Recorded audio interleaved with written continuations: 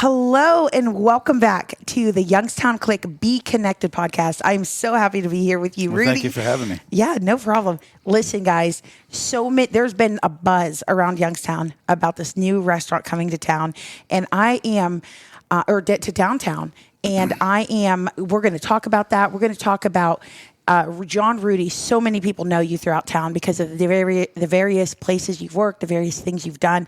I can't wait to get into it. Thank you. Thank you. Thank you. I appreciate you, but I'm excited to also introduce and we're going to talk about some of the things that you're working on now. There's been so many questions around it and stuff, so hopefully we'll get some of those answered. And then, guys, we're going to give you the inside scoop along the journey. So just don't go anywhere. You want to hear. And if you don't know Rudy, you want to know Rudy. If you know Rudy, you're going to want to hear maybe some of the things that you don't know about him. And we're going to get right into it. But before we do, I just want to thank the Gallagher. The Gallagher is where we're sitting here right now. We're sitting in one of their Airbnb units. The Gallagher is a over 100-year-old building, and they have apartments. They remodeled the entire thing, beautiful apartments, but they also have Airbnbs, and the Airbnbs are perfect for when your friends and family come to town or when you want to come down and enjoy a weekend getaway or something at the Cavelli Center. Just book an Airbnb, and you don't have to go far. You could walk, and you could just make it a whole event. So we want to thank the Gallagher. They're supporters of Youngstown Click. And then we want to thank Ohio Flame. Ohio Flame have you ever heard of Ohio Flame? Okay, yeah. They do custom-made fire pits, and they actually can put your brand, your logo into it, make it a real centerpiece for your backyard, for your business, for your event. Really cool people, and they also have supported this podcast from the time that we started it. So that's super, super great. All right, let's get right into you, Rudy. Tell us a little bit about yourself. So I know you have been born and bred. You are a local boy through and through. Tell us a little bit about who you are before we kind of get into your career and stuff. Like you said, I was born and raised here. I actually grew up not even 10 minutes up the road on the east side of Youngstown. East side. But, I grew up in a big family. Big Catholic family. I went to Catholic grade school, preschool, high school. I went to Ursuline, which is a big part of my life and my my religion. And, I started young. I started probably about 16, 17 years old working in the bar business just as a dishwasher. Okay. So my whole career has been around the hospitality restaurant industry. I've pretty much worked every single position that you can. You could think of, from a dishwasher to a cook to a kitchen manager. Then I turned 21 and it was a bartender to a bar manager. And then I got different levels and I worked up to general manager. And, it was something I loved. I loved being around food. My family growing up, we were always, around dinner, and every Sunday dinner, it always brought family together. Oh, see, that sounds like a movie, it sounds like Blue Bloods. That's the connection that I always had with food, and I love to cook. I love service industry, and it always brought me a pleasure to see people enjoying themselves. And most of my best memories in my life come around a table.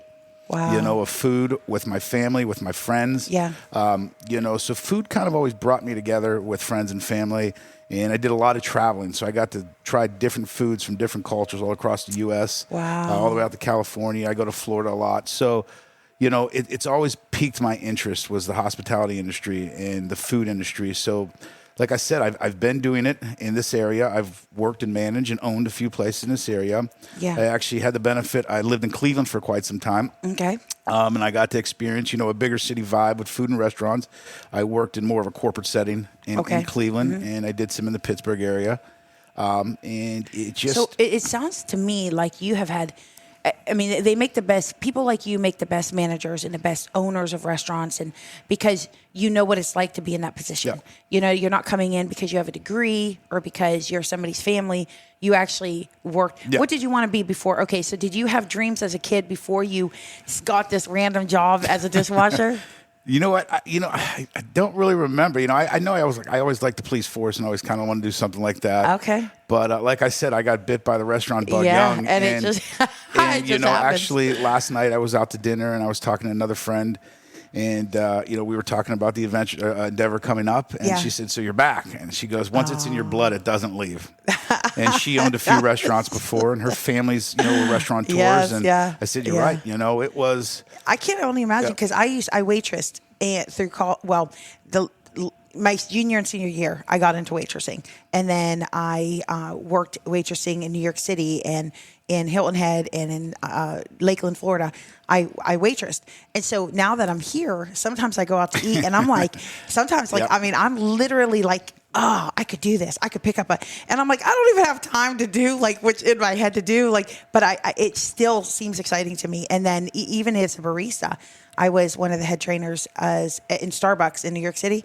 And when I see them like get in a line or whatever, I want to jump back there so bad because it just gets in your blood. I do that too. It's, and one of the, I call it a quality of myself. One of the things that I do is, I go out to restaurants, and sometimes it's a bad thing. It's like, I don't want to say nitpick, but it's like, the light's a little too bright. The music's a little too loud. That needs, but it's my nature. It's just, the one thing is when I've been in the business and managing and owning a restaurant, it's one of the things that I've always did. And I was very particular on the cleanliness, and, kind of my OCD would come in where that has to go here, and I would walk around, and it's I love what you said about the straw. Okay, but I'm jumping ahead of myself. But go ahead and tell us like a few of the things that you would do just to make sure that the environment was clean. Yeah. So, sometimes I would go and, in the back of the house or where one of the high traffic areas was, I would drop, 4 or 5 straws on the floor, or I would put something on the floor and I would watch it.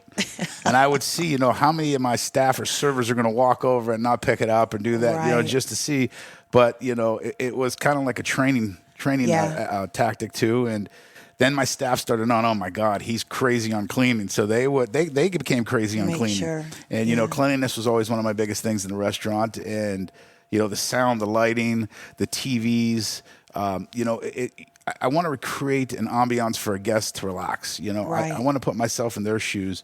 And create a good ambiance and a great time for them to enjoy themselves. Right. Okay. So now I'm just getting ahead of myself because I want to get back to you. But have you ever, and you don't have to say, whether it's here, because you've traveled Columbus, Cleveland, like you said, all over, but have you ever gone to go into a restaurant and then you saw something and you turned around and left? Yes. You did? Yeah. So there's I won't say where or when, but, there is... There's some things that I think in restaurants that shouldn't be done. And, when I see it, it's not in my control, but I can control to go there or not. And you're not like Hell's Kitchen, Gordon Ramsay.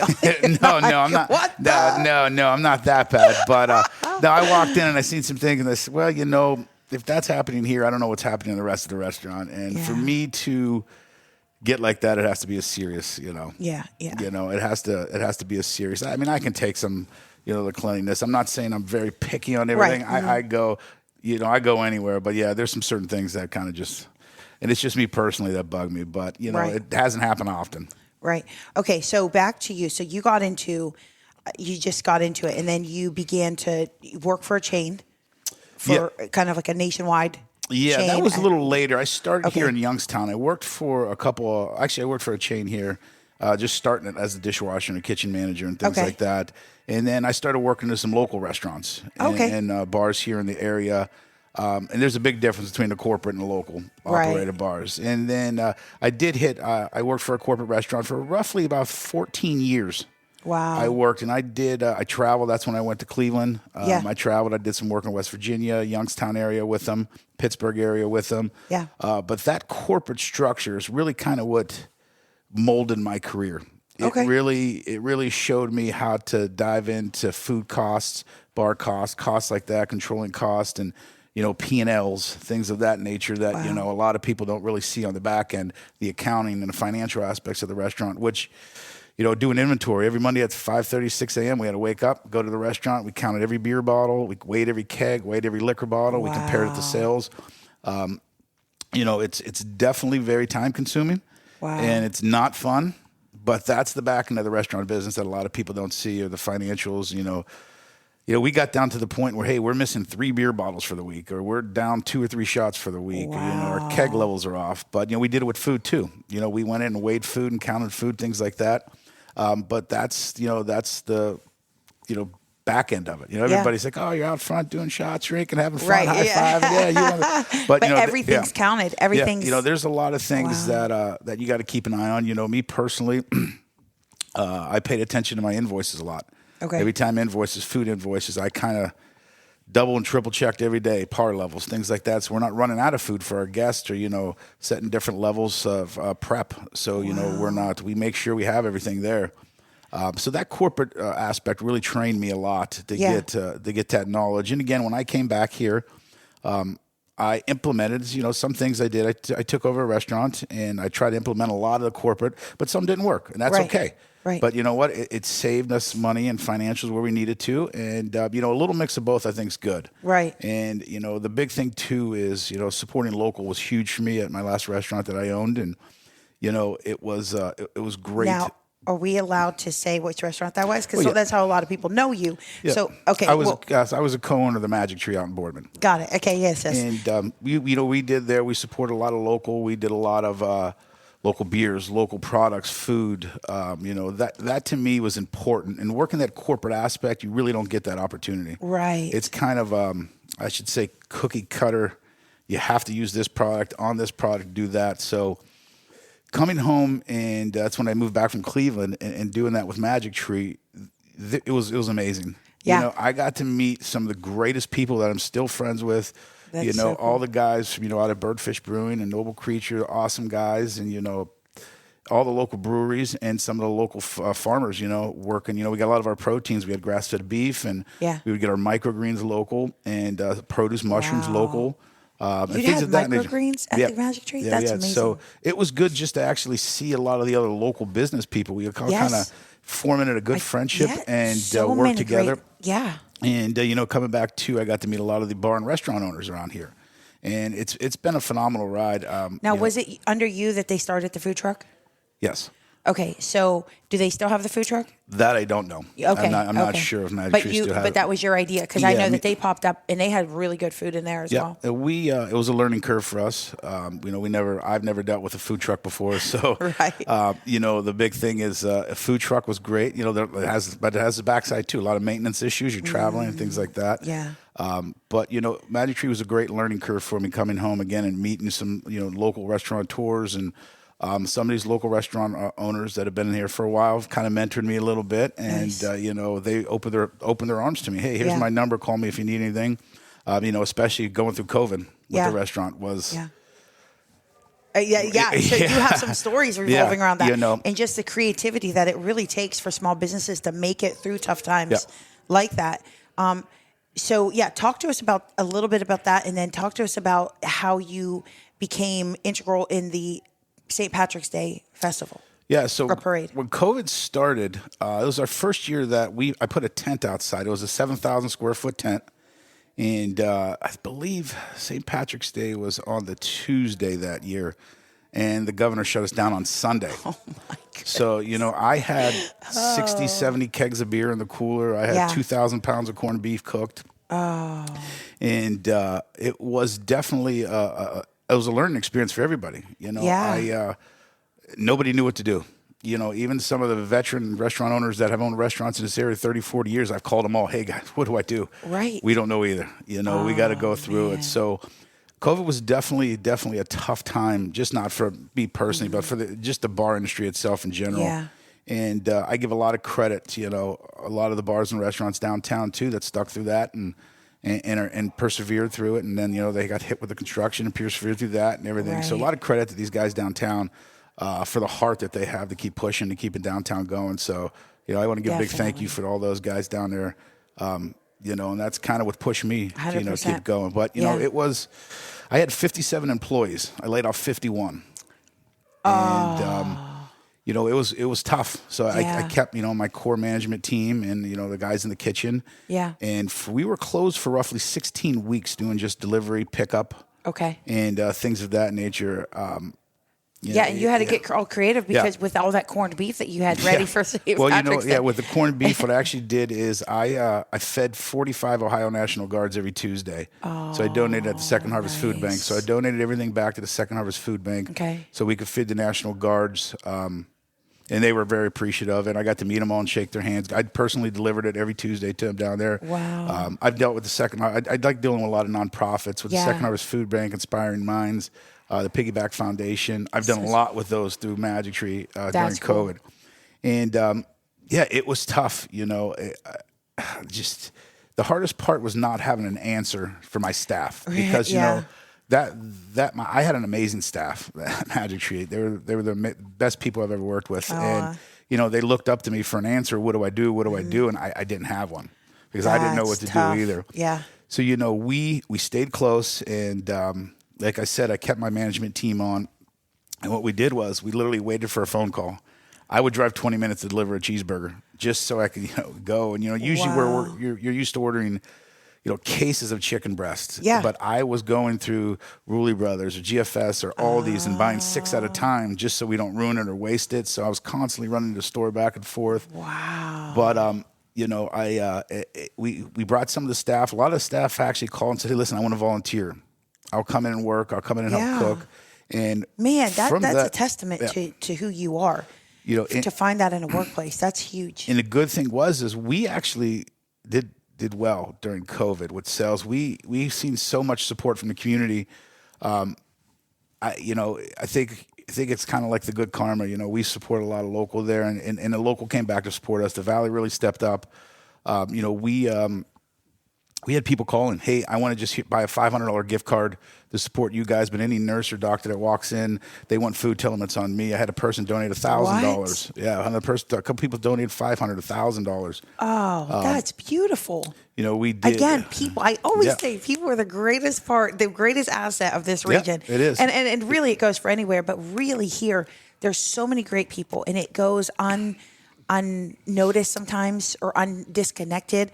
But man, that's beautiful. I tell you what, the community really supported us a lot, and people were coming in and leaving tips. So we gave it. All the managers gave it to the volunteers. Yeah. So there was sometimes we'd have 3 employees. We would rotate, so everybody got a chance. Okay. I mean, they would make $200-$300 in tips in a night, just in a full day of work. So it really helped them, and the community really, really stepped up with us and supported us. And I'm very thankful for them. We still work. Like I said, I worked with the Inspiring Minds. We donated food with them, the Second Harvest Food Bank, the Piggyback Foundation. We had some donations for lunches for Boardman St. E's and Youngstown St. E's, which both supported us greatly. I literally did 2 or 3 deliveries every day to Youngstown St. E's and Boardman St. E's, and I personally delivered it, and they were helping out. So, it was a good feeling to get through COVID, but it was rough. We just didn't know what to do. Of course, and you don't know how long it's going to last. Yeah. You just don't. There's so many variables. I can't even imagine it was, and leading a team through that. But I'm glad that I'm not going to lie. It was tough. Just not knowing, like I said, not knowing what to do. The fear of the unknown is just what's going to happen. Are we going to stay open? Are we going to close? Right. What's the future hold? We just, are we going to be able to get through this? Right. And, another good thing that I like is that that little South Avenue corridor we were up on there, we did a lot of food trades with other restaurants to feed the staff that we were doing. I worked with my guys out at Aquapazzo. They donated food. We did that. Melvin at Bogey's, Emma Bruno Brothers. We all traded food, so we could feed the staff. So they weren't eating the same thing every day. Amazing. Yeah. So, that sense of, they're friends of mine, of friendship and community and everything. Even, hey, I ran out of dish soap. Hey, I'll get it next week. Things like that. Things like that you couldn't get. Yes. Or, hey, I need this. Can I borrow that? And it was amazing. So, that's amazing. That's one of the reasons, why, what we're going to talk about is why I wanted to come back and do this. I'm this adventure excited. Here. Right. So many people in the community know or are familiar with you because of your work in the restaurant industries and stuff like that. And there's a common theme of your food is good, it's quality, it's delicious. So, but you did not go to chef school. No. Right. So did you just how do you come up with, because using a lot of local ingredients, you got to it's not like somebody's giving you and saying, here, make this. So how do you come up with I got to be honest, I can't take all the credit. I had an amazing kitchen team at Magic Tree. They were the heart and soul. They were the big idea guys. I worked with them, giving my opinions. Let's tweak this, but we worked as a team. But I got to give credit to those guys. So you hire and then they come up with the we had a menu that we took over when Magic Tree changed hands, and then we changed it again. But we worked as a team, so not even just me, my general managers, my management team, our food distributors. we would do blind taste tests. We'd have 3 different things. How do you, and not even tell them what it is. What do you like better? Just to see. So it's definitely a team effort. It's just not me. I can't take credit for that. But, I had some amazing chefs and some amazing line guys in that kitchen at Magic Tree that really knew their food. Right. But again, like I said, it was all a team effort. Yeah. They come up and I'd give your opinion. It's like, I don't like that. Maybe less of this. Right. But at the end of the day, we would all come up and we would all agree on a specific item. And it seemed just to always work as a team effort up there. Nice. Okay. So then you stepped out of that partner, or that you sold, or what? Tell us like how you got to like where you are now, and then we'll talk about what the future holds. Yeah. So, the company ended up selling June of last year, and I've been working down in Columbus in the Hocking Hills area with my family.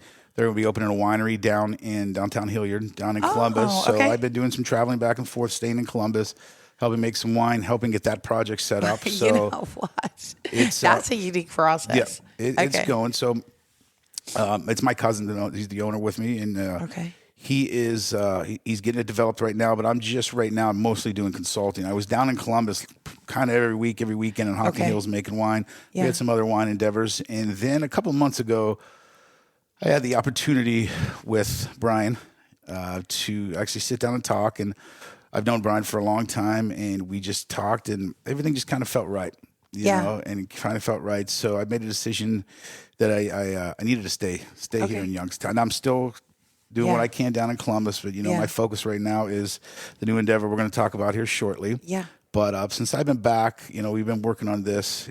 We're kind of just getting off the ground, really. Yeah. Nothing's set in stone yet. But it's I'm working on the project now, and hopefully we're going to be bringing this venture downtown and maybe a few other ventures in the near future. That's amazing. Okay, so guys, now, like Rudy said, there are such great restaurants down here and people who have literally invested years and heart and soul. And I know many of them. I'm sure you know even more of them.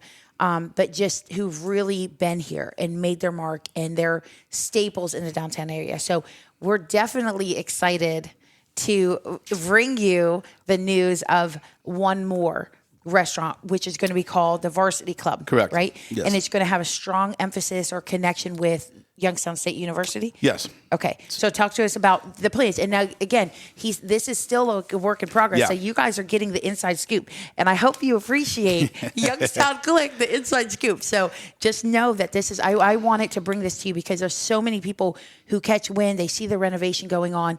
By the way, it's going to be right around the corner from the Gallagher, but it's like connected, right? It's going to be in the first floor of the Gallagher. The way I kind of explain it is it's where the old Cedars used to be downtown. Okay. A lot of people in town connect with where the Cedars was. So they know, once you say that, they know exactly where it is. Yep.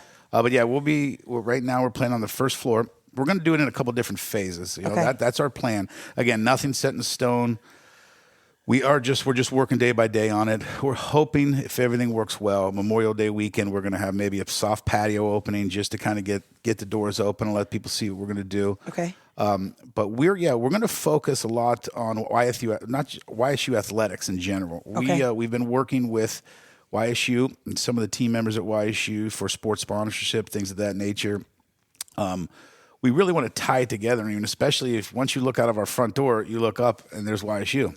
Right. I mean, we're literally right there on campus. Yeah. And so YSU to us is, it's kind of like the center of town for us. And, downtown and YSU seem to be blending together a little bit right now. Yeah. And we want to be a part of that. Like I said, working with the sports, not just football alone. YSU football is huge. Right. But we want to work with all the athletic teams and doing different sponsorships. And because there really is somewhat of a disconnect. I mean, there's people, alumni, families. There are people who are loyal to YSU and the athletics program, but there is a huge disconnect from a large part of the community into YSU. Yep. There is, it just happens that way. And so I love that there's going to be a connection. I love that it's going to, if there's a YSU game playing, you guys are going to make sure that it's being played on one of the TVs. We want to be the place to go to, not just, for when alumni come in town, hey, stay at the Airbnb at the Gallagher. Yeah. Then you have the Varsity Club right there. Now, me personally, I've been tailgating at YSU for almost 20 years. and I've been doing it. And the guys that I always hear about people doing that. It sounds like so much fun. It's a great event, and it really brings out. And I can, the guys that they've been doing it since the mid '90s. Wow. And early '90s, and they were doing it. And I just remember them hearing stories. When we started, there was 10 cars, and now when you go, I mean, it's a huge event. Yeah. So it's good to see the support from the community for YSU. When people tailgate, by the way, so how do they know like which parking lot? I sound like a real newbie because I am. I'm like, sports is not my, like, I don't really know much. So when people tailgate, like at any event, how do they know which parking lot? Do they just pay for parking and then they like set up there? And there's certain, you pay, you buy, when you buy season tickets, there's different packages where you get tailgate lots, or you can go and just buy a single one day. Got it. Okay. So we have 4 different guys that have the package, and then we get season tickets with it.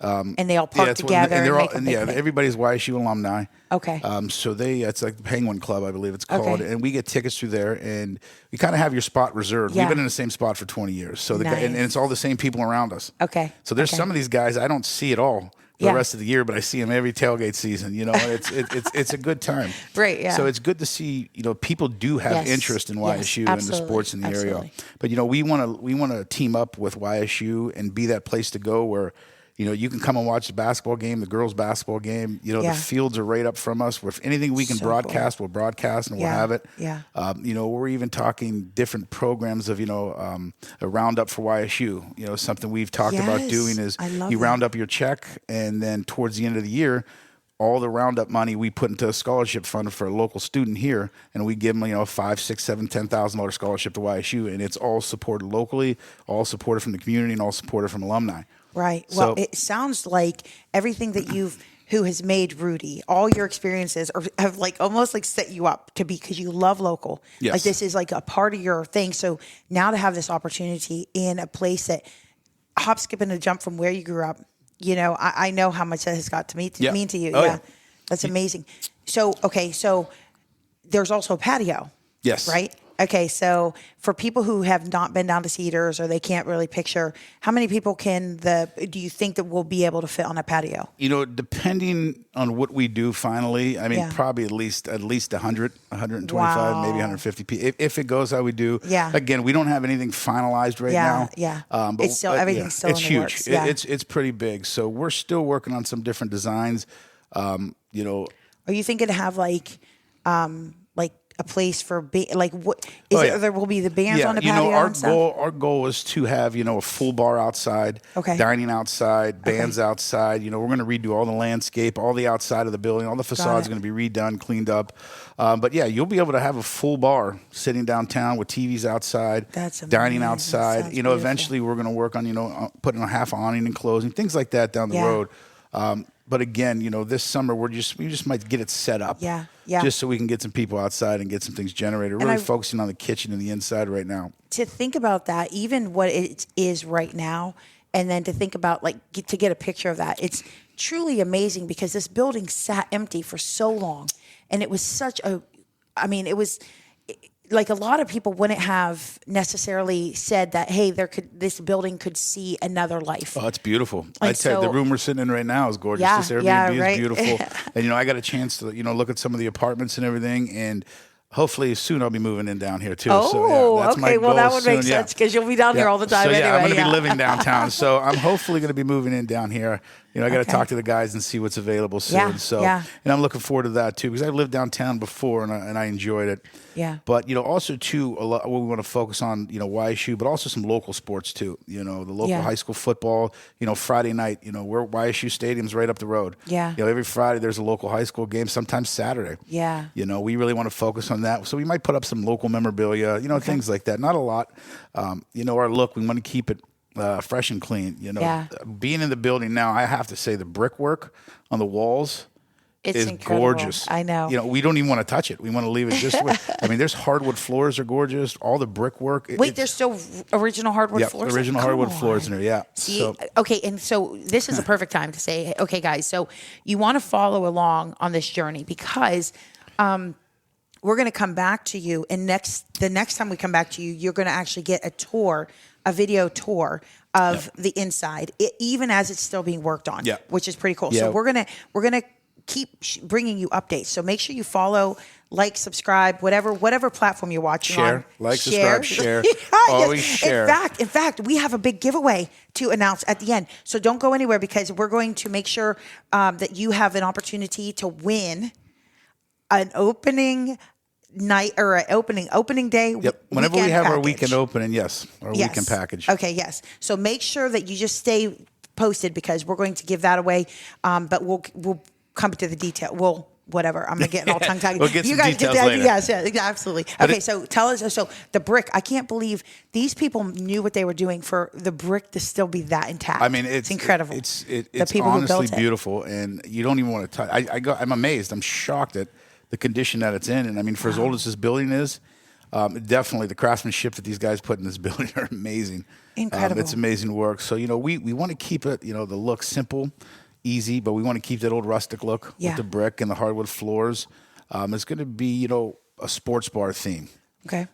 Not too high end. Again, we're going to just try to get good quality food, quality product, and quality service. It's going to be a place that you want to kind of come, like I said, before the games, after the games, everything at the Cavelli and the amphitheater. Yeah. But, also we're going to make it, family friendly too. Okay. We want you to come down with your kids to, we're going to have a lot of shareables, things like that. We're going to focus more on, small plates and shareables.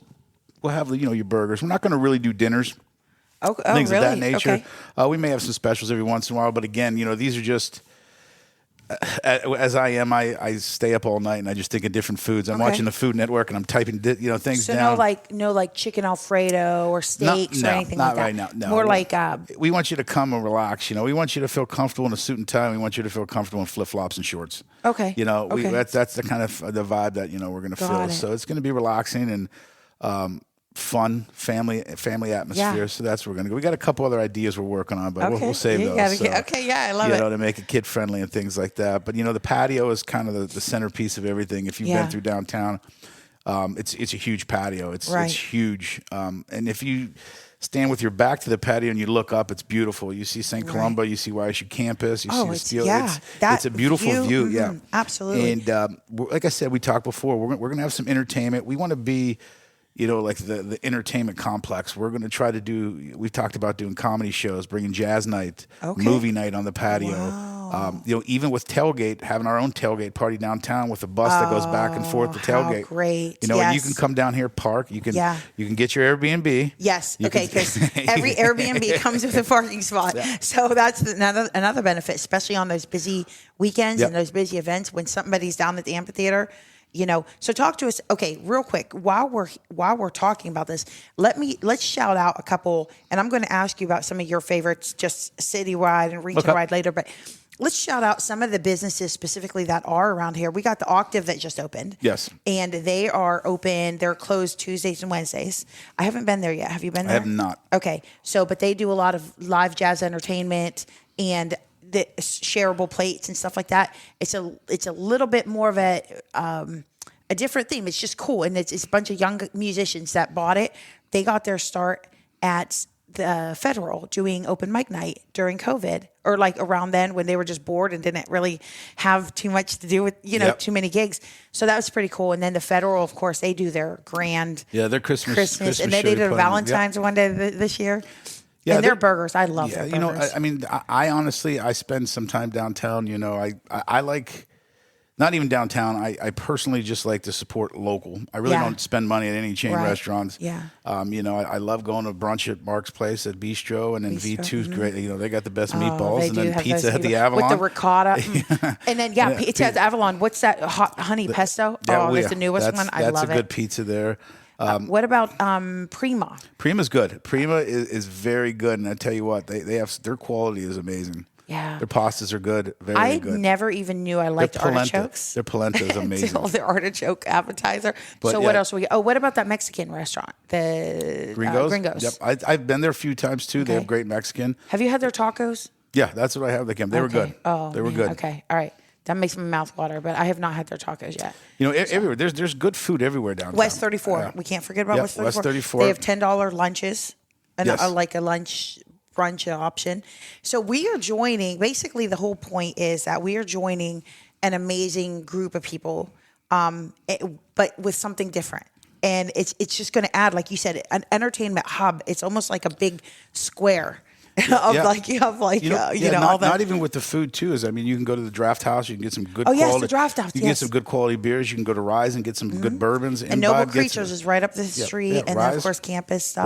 Rise right there. You got they have their good bourbons up Republic there. Pizzeria. Republic, and then you have Imbibe with your martinis. So there's a lot of different places. I hope I'm not forgetting anybody. I know. Now I feel like I shouldn't have. But the point is that there's reason to come down here. Yeah.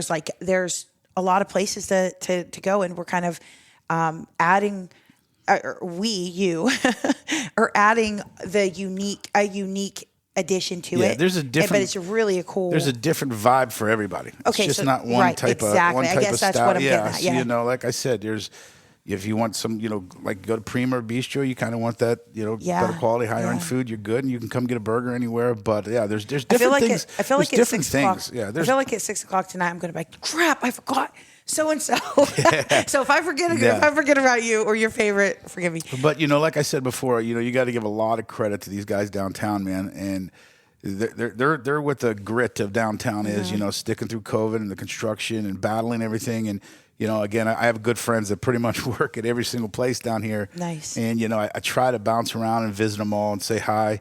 But there's some amazing employees downtown, and a lot of them have been down here for a while, and they've been through a lot. Yeah. And again, it's one of the reasons, seeing the heart that they have, and talking to some of them and sticking through it and saying, we'll get through it, and the positivity they had was good. Yeah. I mean, I'm sure it had to get frustrating, but Okay. It's good. It's good, and I'm happy that these guys decided to stick around, and I'm glad to be a part of, their downtown. They stuck through it, so I'm the new kid on the block. We're the new kid on the block. So, but we're gonna do our best, and I hope it kind of maybe creates a buzz for some other people and kind of get downtown going again.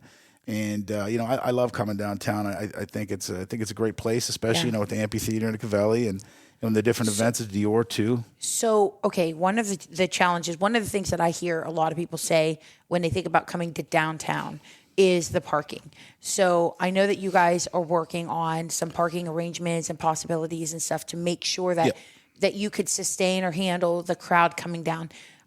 Talk to us a little bit about that. Just maybe talk to their fears or their hesitation to come. It's been a situation. I mean, I think everybody knows it.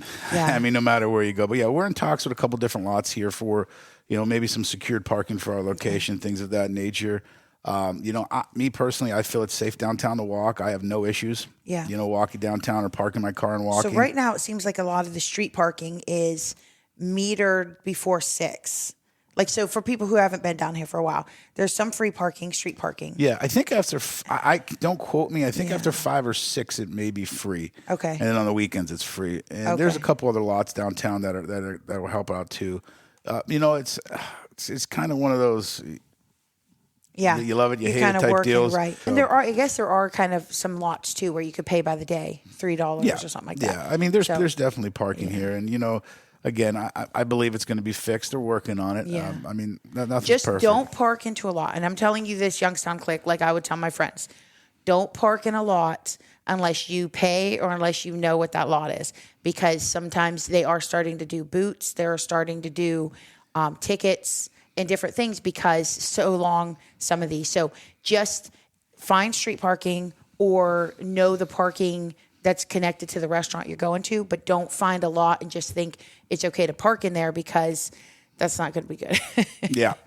There's a lot of changes coming to downtown, but you just want to make sure that they're all good changes. They're great changes. Everything's changes. And I mean, I think it's all for the better. I think there's a lot better reasons to come downtown again. Like I said, like with the restaurants and the amphitheater. And the vibe. Yeah. It's so good. Yeah. And even when I lived downtown a few years ago, even on a Saturday, Friday night, I'd come from work and downtown was busy. The patios were busy. People were walking around, smiling, happy. That's what I think it's going to come back to. I think as soon as this weather breaks and the sun starts coming out every day and everybody starts getting that vibe again going, you'll be able to see that what's going to happen. Absolutely. The little gray skies in the snow kind of puts a damper on everybody's mood. And shout out to Youngstown Cityscape too. They are so on point of making sure that the streets in downtown Youngstown in other neighborhoods are like beautiful. They plant plants. I mean, like you said, once the weather breaks, it's going to look beautiful. Once they can get in there and do their thing too. Yeah, you'll see. You can already see they're starting to lay mulch in some of the dividers. Yeah, and it's going to look nice downtown. I've seen some pictures. Some people just share online in some of the Facebook groups of downtown at night, and it's coming along great. Yeah, it's good. Okay, so.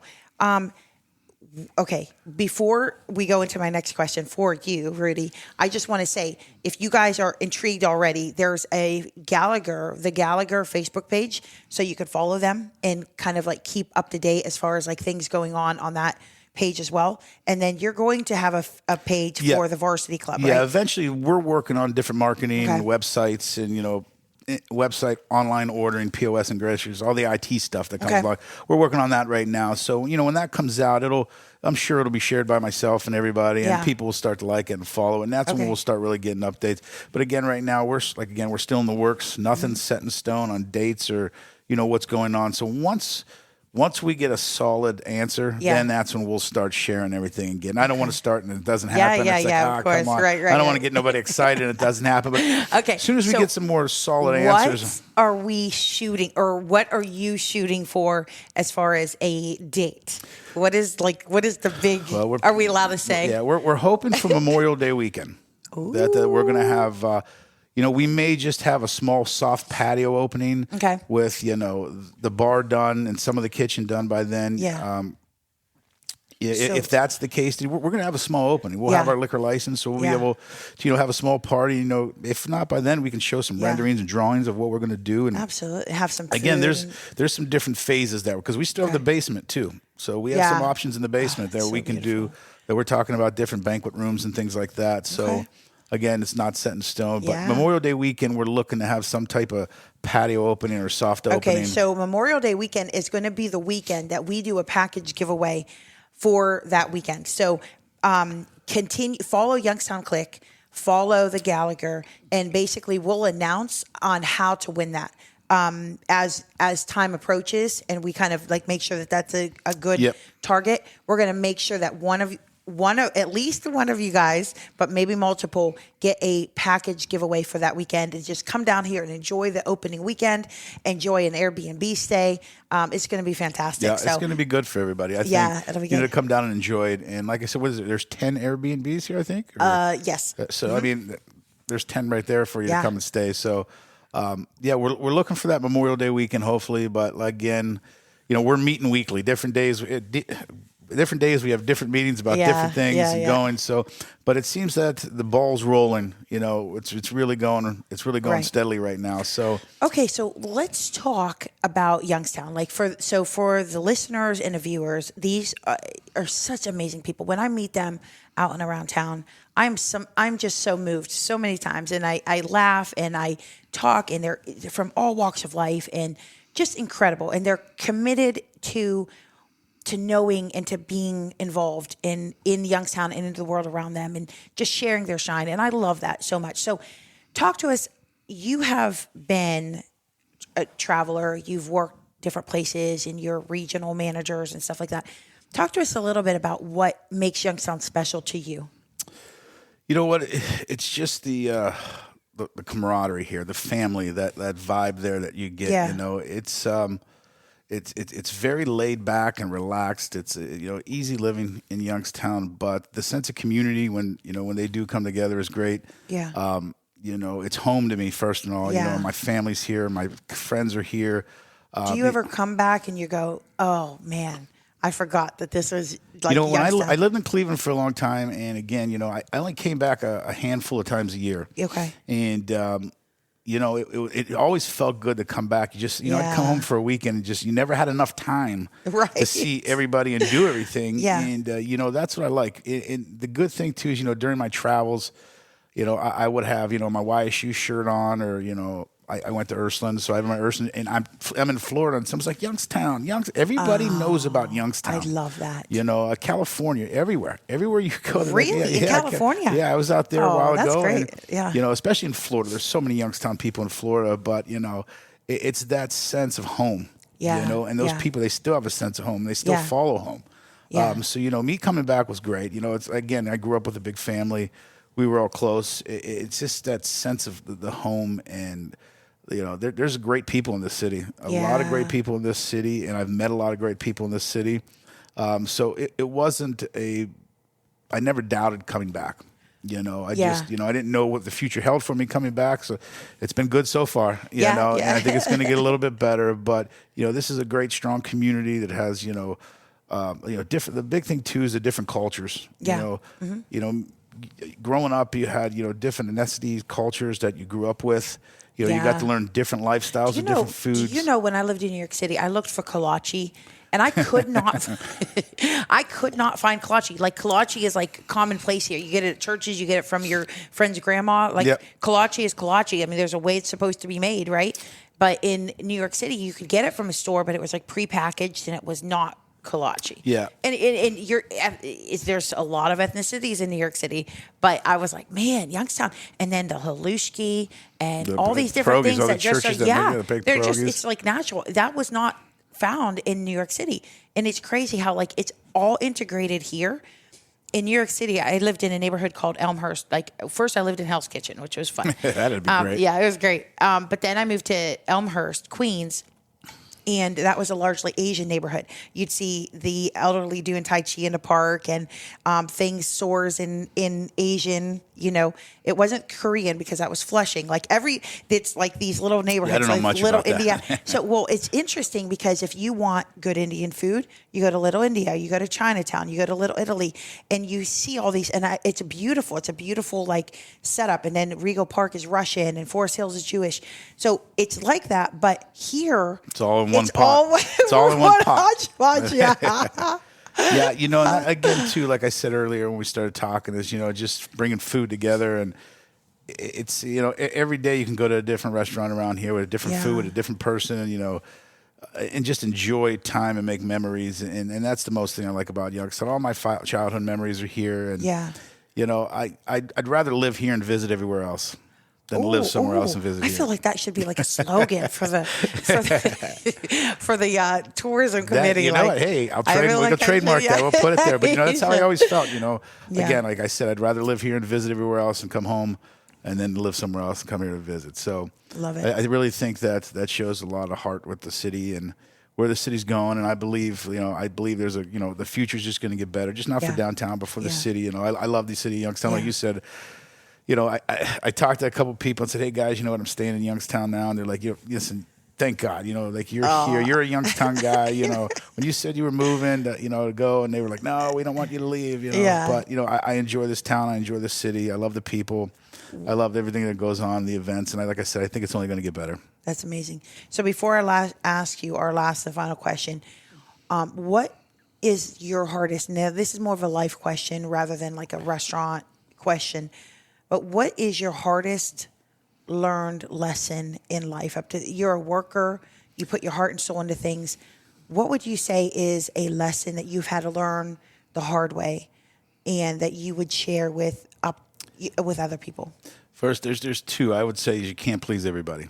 That's one of the ones. Being in this industry, once you get to that level, when Magic Tree, when I took over, I wanted to, and it was keeping me up sleepless at night. I was reading reviews and I was reading this and I was doing that. And it's just like, I got to the point, a lot of my mentors would just say, look, you're doing your best. You're here. You can't please everybody. And when I started to realize that and accept that, my anxiety went down, things of that nature. Boy. And it's just said, hey, look, I got a great staff.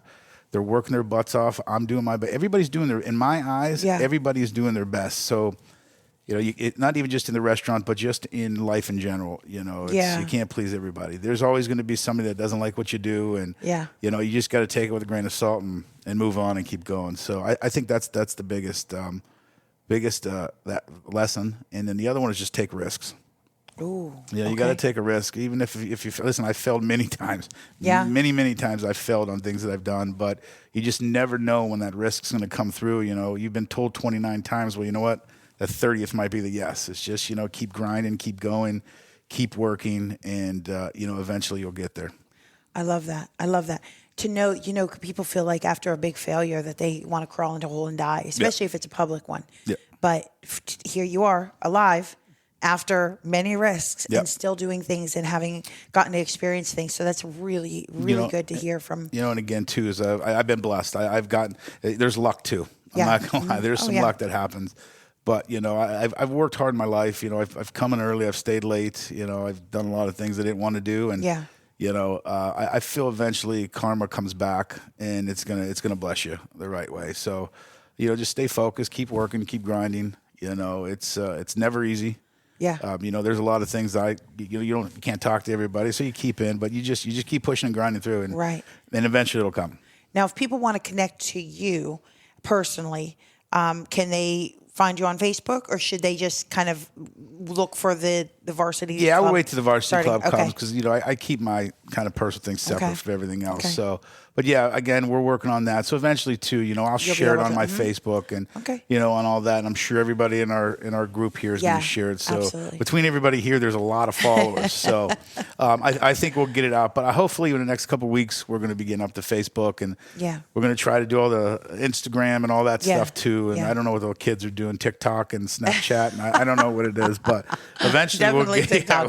We'll get there. There's a lot of different marketing areas that we're working with right now to see what we can do. And you guys stay posted, because you'll see them on not only again on here in a video format and video tour, which is why it's good to like us on Facebook, because that's where you'll see, and YouTube, that's where you'll see the majority of the video stuff that we're able to show. But also you guys are going to have a lot of probably press as the things start to kind of develop and stuff. So we're going to do a lot of press. I mean, I'm sure some of you have seen me on TV quite a bit. With my previous endeavor, but we're going to get back into that. We're going to go. And right now, like I said, we're just taking baby steps into it until we get things finalized. I am excited to be able to give my viewers and followers and Click. And you're the first one. Inside scoop. You're the first one. You guys are going to see more of them, but I appreciate you giving us that scoop and a little bit of behind the scenes of who you are, because that really matters. It's not just like a outside entity coming in and saying, "Hey, we're going to open a restaurant in Youngstown because now we see it's beautiful." It's somebody who's literally invested their heart and soul for local, and a lot of the people that already know that. And just know that this is like a perfect thing for you to kind of step into. I'm excited. Awesome. I've been off for a while. Yeah, I've been off and out of the scene for a while. Dusting off. I'm trying to dust it off. There. I will say that the first couple months out were great. The stress was down and there was nothing. Life was just kind of easy, but I miss it. I miss the restaurant business, and I miss the people, and I miss my restaurant families and the camaraderie. And that's great. I'm ready to get back 7 days a week and do it again. I'm sure I might change it down in the future, but right now I'm ready and I'm excited. I'm excited to get back into the restaurant. Well, and it sounds like there'll be an exciting vibe that kind of will fuel and motivate too. So, okay, now every interview that we do, we ask the same final question. So this one is going to be hard for you because you obviously know a lot of people and have been to a lot of places, but in the region between Cleveland and Pittsburgh, which is our Youngstown Click region, what are three of your favorite local places? Three of your favorite? Do they have to be restaurants, events, or places? They could be hidden gems, hole in the walls. They could be your mom's business that you think more people should know about. Like whatever. No, I would definitely say one of my favorite places in this is Mill Creek Park. I love the park in the summer. It's one of my places where I can kind of go down and unwind. Life hits you hard. You get stressed out. I like it in the summer. Go down and sit by, Lake Glacier on one of those little docks and just, kind of relax, shut life off. I don't bring my phone with me. I don't bring my watch with me. Nothing's going off. And, I sit there for a half hour and just, listen to the water, listen to the birds, nature, kind of relax. So I think Mill Creek Park is just is a gem for this whole community. And I suggest people just in the summer, even just go take a walk. Yeah. I love walking through the park in the summer. And, it's so good for you mentally and bodily. Yeah, so Mill Creek Park is definitely one of my favorite places. And let's see, number 2. They've been getting a lot of love and shout-outs from Youngstown Click people lately. It's amazing. Like, it truly is, it's a great place to go. And there's a lot to do in the park. And it's just a relaxing place. And it's just amazing that it's literally 5 minutes down the road from us right here. Yeah, it sure is, So as I said earlier, too, one of the big things that I do is my faith is big. So I go to St. Columba Church, would be my second favorite place to go to. Okay. I usually go to Mass Monday through Friday at noon. Wow. So I'm there 4 or 5 days a week. Okay. So that's always been a big, intricate part of me. And what is St. Columba known for? I've never heard of that saint. Well, it's the saint. It's the head of the Catholic diocese. So that's where they have the 12:10 Mass. And, so it's, for me, it's not really the saint. Okay. It's more of the church aspect that I can go to. It's not a full Mass. It's a shorter Mass. It's a 12:10. It lasts about 20, 25 minutes. So with my schedule. Every single day? Yeah, every single day, 12:10. Wow. So I usually go and it just fits my schedule. Yeah. So, and I'll still go to other churches, on the weekend if I can't make it. So it's not really the saint itself. It's the actual physical church aspect of going. So that's another place that I go, and it's 30 minutes. And it kind of just directs your eyes to God. 30 minutes a piece. I relax again. I don't bring my phone in. I don't use it. I don't do nothing. Yeah. And it's just, it's 30 minutes a piece that I can find a day. Wow. Okay. So that would be number 2. And number 3, I would say Handel's ice cream. I would say Handel's ice cream would be number 3. So, all right, what's your favorite flavor? Cherry vanilla. Oh, wow, you didn't even hesitate. No, it's the only. I've tasted other people's, but that's the only one I have. But Handel's is definitely definitely a favorite place in mine. Cherry vanilla. I think they call it White House too. I think they might call it White House, but I've always called it cherry vanilla. It's just their vanilla and it's got the Marciano cherries in it, but it's. Oh my! It's the best ice cream I've ever had. Really? So that's my, and that's my teaser. I try to stay away from it. I've kind of been on a health kick lately. I go to the Y. Another gym for me too is the YMCA downtown. Absolutely. And especially if I'm living downtown, I'll have the Varsity Club. Church is right there. The Y's right there. I can walk to everything. It's perfect. Yeah. But I've been on a little health journey lately, and I've kind of lost 40, 45 pounds here. So the ice cream is kind of my treat. So yeah. So I would say, the restaurant. If I'd have to pick restaurants, and I couldn't pick one. Yeah. It's just I would have to say it's what mood I'm in that day. Okay. Yeah. I know where I like my I won't eat pasta out.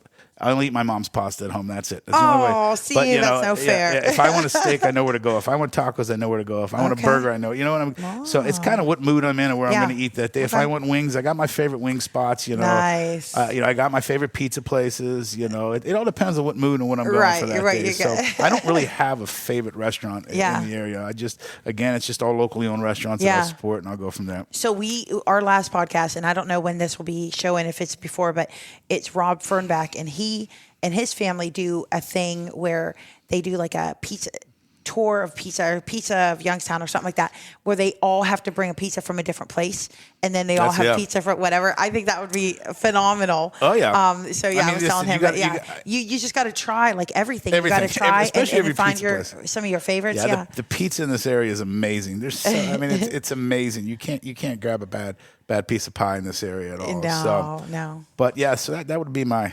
top 3. You did good. You did really good. Yeah, that's amazing.